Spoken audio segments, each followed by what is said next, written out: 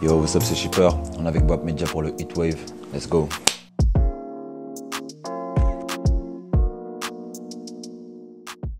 Alors moi c'est Shipper, j'ai 25 ans. Je fais de la musique depuis une dizaine d'années. Et sérieusement depuis 2 ans. Un amoureux de la musique, un gros passionné aussi qui a encore beaucoup à découvrir aussi, donc qui crée et qui ne s'arrête jamais. Donc voilà en gros. Rentre dans la porte, y'aura pas de limite. Est-ce que tu valides? Bienvenue dans mon navire. Fumer ganja comme un Marley. Fumer ganja comme un Marley. Elle veut que je sois son daddy. Donc elle fait sa body. Be mine, be mine, be mine.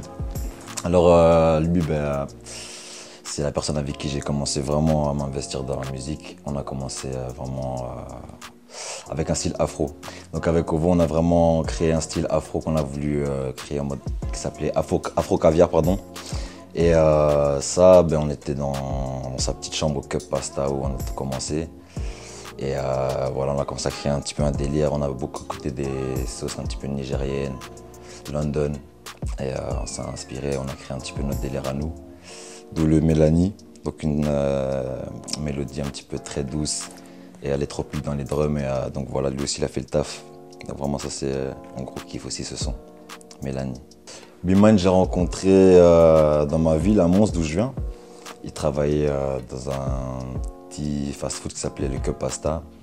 Et, je passais tout le temps devant, je passais tout le temps pour aller au magasin Stoom chez mon pote. Et de là, à un moment, monsieur cherchait un petit peu à fumer. Il me cherchait à fumer, donc j'ai un petit peu dépanné. Du coup, on a été chez lui, on s'est posé. On s'est fait écouter un petit peu ce qu'on faisait. Il m'a fait écouter un petit peu ses sons, j'ai fait écouter un petit peu mes instrus. Direct, on a accroché. De là, direct, on a voulu viser le sommet ensemble tous les deux. Et du coup, ce qu'on est en train de faire, là, il y a du lourd qui arrive vraiment avec ce monsieur-là. Et donc, garder un œil dessus, quoi.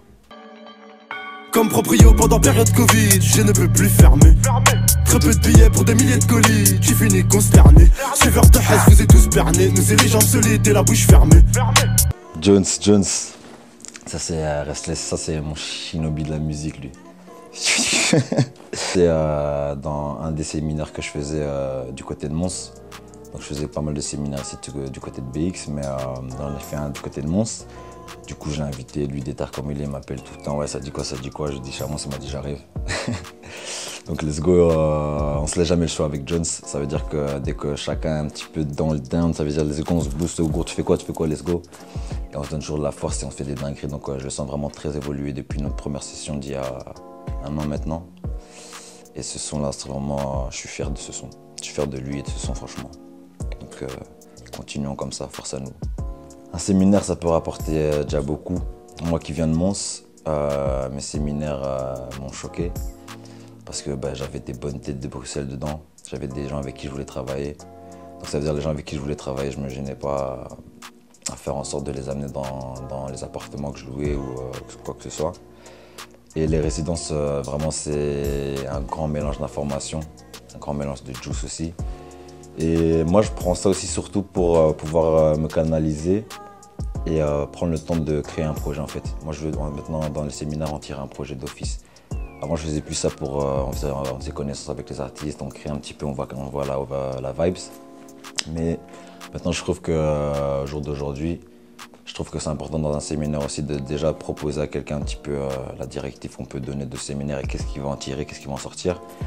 Et là aussi, ça peut chauffer d'autres artistes aussi dans un autre mindset. Il y en a qui vont venir pour chill, comme il y en a qui vont venir pour bosser direct. Et moi, je laisse toujours la priorité aux bosseurs, quoi. Donc dans un séminaire, c'est celui qui est déterré bien, il aura toujours sa place là avec moi, quoi. Toxique, t'es toxique, boy. Je t'aime un peu plus quand c'est nocif, oh.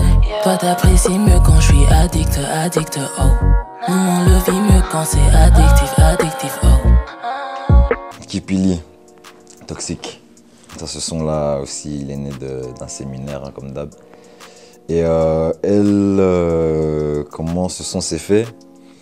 Il y a un pote à moi de Mons qui s'appelait Bilal, qui m'a envoyé clairement sa story où elle cherchait des prods afro. En fait, dès que tout le monde cherche des prods afro, souvent on me les envoie, donc ça fait aussi grave plaisir. Et du coup, je lui ai proposé un petit peu des instrus.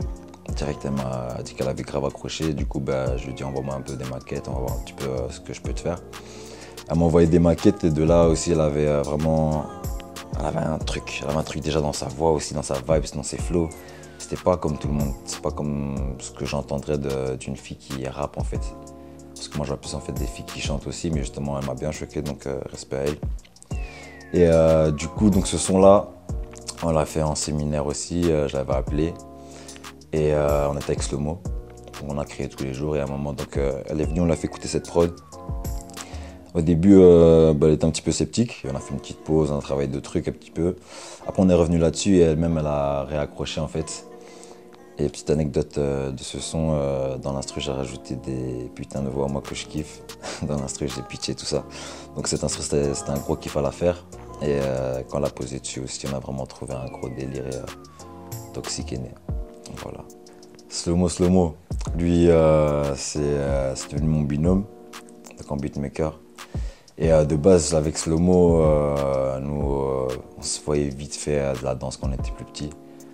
Donc voilà, chacun était dans ses crews respectifs, dans sa ville aussi, on dansait, on se voyait dans les battles et tout ça.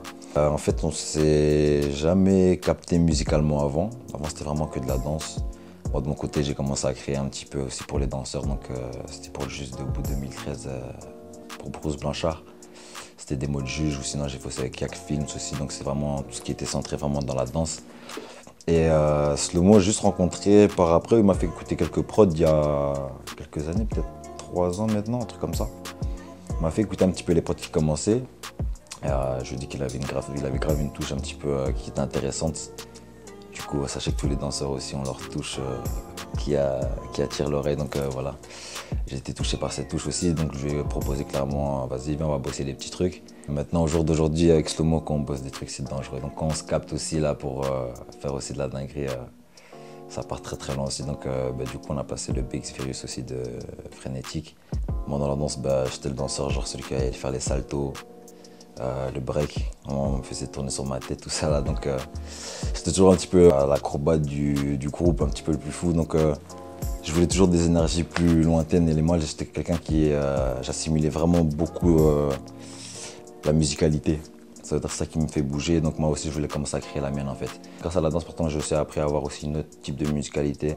Grâce à la house music un petit peu, même le son crump, ça du crump ou new style, donc c'était vraiment des musicalités différentes qui moi m'intéressaient clairement et j'ai clairement envie de les créer quoi. Et du coup je les ai créés, j'ai taffé dessus. Du coup j'ai commencé à chanter aussi sur mes prods, à danser, à rapper, donc c'est aussi tout un cheminement qui s'est fait. La ville de Bruxelles a beaucoup d'opportunités aussi, beaucoup de connaissances.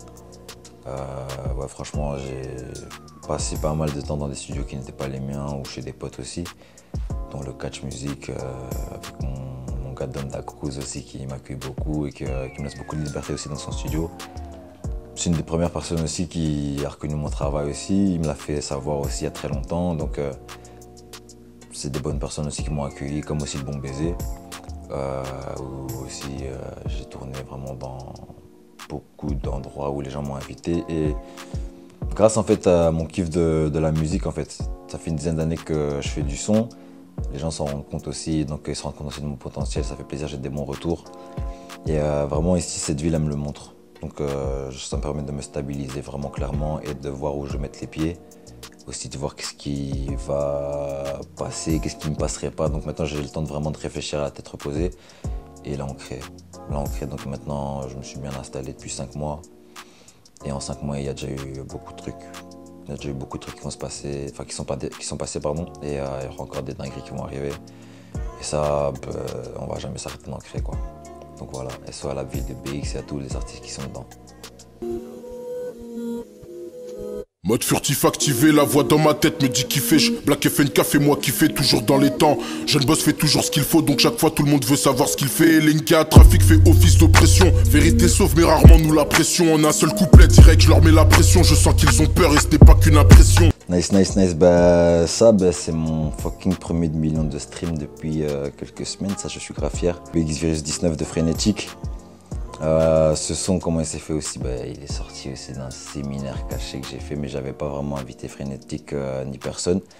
C'était au début du confinement, j'étais venu juste me planquer pour me confiner tout seul. Et là, Slomo m'a capté.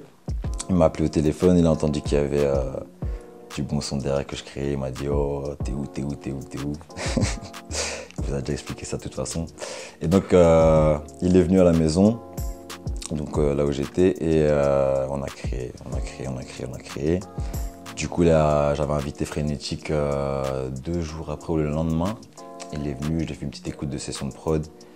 Ce qui m'a choqué, c'est que je lui faisais écouter vraiment toutes les vénères, mais il avait plus kiffé beaucoup de chill, les instrus chill. Donc ça veut dire que de là, dans cette résidence, on avait fait un autre son aussi, qui finalement on n'a pas sorti, mais c'était vraiment un truc très doux. Et de là, donc, on a encore choisi cette musique quand il m'a choisi cette prod. Et de là, directement, le lendemain, il m'a fait écouter ce qu'il avait enregistré dessus, et ça a été très très vite. Des grosses punchlines dans le son. J'ai kiffé la façon d'écrire qu'il a mise dedans aussi, tout est là, tout est carré. Booba a partagé ça aussi dans sa story. Il y a eu 2 barres de story de Booba sur ce son avec ma prod aussi, celle de Slomo. Et donc voilà, ça a été dans la playlist validée, de là, bordel.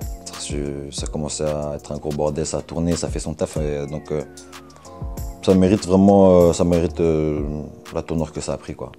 Donc SO à Jeune Boss et Frénétique d'ailleurs, continuez comme ça les gars. Et force pour le 1000 ans de stream. J'ai préparé depuis 2 ans une mixtape ici que je travaille vraiment au feeling, mais dans ce feeling aussi, c'est bien parce que j'ai perdu un petit peu en qualité de son, vu que je bougeais partout avec mon matériel et tout ça, avoir un petit peu partout, soif de connaissances. Mais j'ai vraiment gagné en plein de trucs en fait. J'ai rencontré plein de gens de dingue, des artistes de fous, j'ai créé, on m'a invité dans des studios, j'ai pu créer des mixtapes un petit peu même. J'ai fait une mixtape à Bon Baiser, studio Bon Baiser aussi. Donc ça c'est 2 potes, Youn et Bobby qui tiennent ça, et donc vraiment on m'a invité un petit peu partout à créer des choses dans la ville. Mais les gens ne savent pas vraiment qu'est-ce que j'ai fait. Donc ça veut dire que moi j'ai rien sorti. Mais j'ai un certain move ici dans cette ville ici, donc maintenant je vais un petit peu jouer là-dessus. Et donc maintenant on va sortir des projets, donc il y en a un qui arrive le 30 avril et déjà un deuxième qui est prêt avec des grosses têtes dedans. Franchement vous allez kiffer, il s'appelle Snack. Et je l'ai fait, j'ai fait moi-même, donc il y a des collabs dedans. Et c'est vraiment à la fin de ce projet qu'en fait on a tilté avec l'équipe qu'en fait non, on ne peut pas sortir ça, Ghetto, il y a un truc à faire, donc on va mettre notre tête dessus, là on met bien la tête dessus, donc il y a des choses qui vont arriver, des petites promos par-ci par-là, et surtout les sons vont arriver quoi. Ça va être du chaud. Yo, c'était Shipper avec Wap Media pour le Heatwave. See you.